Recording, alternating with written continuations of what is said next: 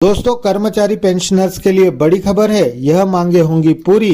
कर्मचारी आयोग ने राज्य सरकार को सौंपी अपनी रिपोर्ट। जी हां दोस्तों, आइए जान लेते हैं क्या है पूरी खबर। उससे पहले यदि आप चैनल पर नए हैं तो चैनल को सब्सक्राइब अवश्य कर लें। दोस्तों, मध्य प्रदेश सरकार अब शासकीय कर्मचारियों की मृत्यु पर उन पर आश्रित विधवा बेटियों को भी पेंशन का लाभ देने की तैयारी में है। इसके अलावा शासकीय कर्मचारी के दिव्यांग बच्चों अब जीवन पर्यंत पेंशन देने की तैयारी है। कर्मचारी आयोग ने राज्य सरकार को सौंपी अपनी रिपोर्ट में इस संबंध में सुझाव दिया है। कर्मचारी आयोग का कार्यकाल 11 दिसंबर 2022 को समाप्त हो गया था। वित्त विभाग ने आयोग के कार्यकाल में 1 साल का इजाफा कर दिया है। अब आयोग 11 दिसंबर 2023 तक काम करता रहेगा।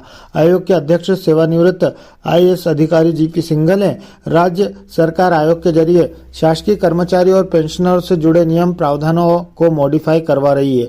मध्य प्रदेश में शासकीय कर्मचारियों से जुड़े पेंशन रूल्स काफी पुराने हैं। केंद्र सरकार अपने पेंशन नियमों को काफी सरल कर चुकी है, लेकिन मध्य प्रदेश सरकार ने समय समय पर जो नियम प्रक्रिया इसमें जोड़ी थी, उनके कारण पेंशनर्स और उनके परिजनों को कई तरह की दिक्कतें आती है।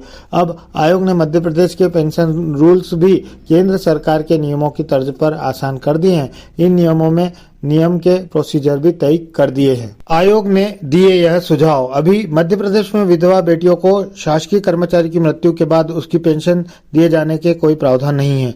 आयोग ने सुझाव दिया कि यदि शासकीय कर्मचारी की बेटी विधवा है और उस पर आश्रित रही है तो शासकीय सेवक की मृत्यु पर वह भी पेंशन पाने की हकदार है। इसी तरह एक सुझाव यह भी दिया गया है कि शासकीय कर्मचारी के दिव्यांग बच्चों को जीवन पर्यंत पेंशन मिलना चाहिए। अभी पेंशन नियमों में यह प्रावधान है कि शासकीय कर्मचारी के बच्चे को केवल 25 साल की उम्र तक ही पेंशन दी जाती है। आयोग ने सुझाव दिया कि शासकीय कर्मचारी की पत्नी की तरह ही उसके दिव्यांग बच्चों को भी अब जीवन पर्यंत पेंशन दी जाए। किसी शासकीय कर्मचारी की किसी हादसे में मृत्यु होने, उसके अचानक लापता हो जाने समय उसके परिजनों को किस तरह पेंशन का लाभ दिया जाए, उन्हें भटकना नहीं पड़े, इस संबंध में भी आयोग ने प्रावधान कर दिया है। इसके अलावा यदि कर्मचारी की सर्विस बुक में कोई कमी है तो रिटायरमेंट के बाद उसे उस कमी के लिए बार बार सरकारी कार्यालय के चक्कर नहीं लगाना पड़ेगा। इस संबंध में प्रोसीजर नोटिफाई किया गया है।